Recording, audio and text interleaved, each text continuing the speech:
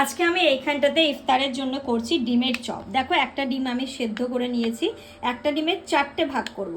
তাহলে আমার মনে হয় বেশি ভালো লাগে খেতে। এবার গোটা গোটা অনেকে দেয়, বাট এই মশলা না থাকলে না ভালো লাগে না।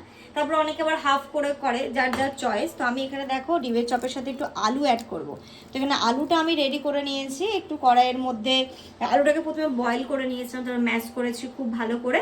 তারপরে কড়াইয়ের মধ্যে একটুখানি আমি জিরে ফোড়ন দিয়ে একটু পেঁয়াজ লাল করে ওর মধ্যে আলুটা দিয়ে লবণ, হলুদ, লঙ্কা গুঁড়ো, একটু জিরে গুঁড়ো আর একটু আদা বাটা অবশ্যই দিয়ে এখানে আলুটাকে ভালো করে একটা মশলা রেডি করে নিয়েছি। এবার দেখো এই যে ডিমগুলো হাফ হাফ আর হাফ দেবো আলু। এটাতে কিন্তু আরও বেশি ভালো লাগে ডিমের চপটা খেতে। এখানে এই যে হাফ ডিম দিয়ে দিলাম, আলু দিয়ে দিলাম। এবার এইরকম করে করে 4টেকে রেডি করব। বেসনের এখানে ব্যাটার রেডি করে রেখেছি। তারপরে এটাকে বেসনের ব্যাটারে দিয়ে এগুলোকে ফ্রাই করব। এইভাবে করে দেখো, খুব ভালো লাগে খেতে।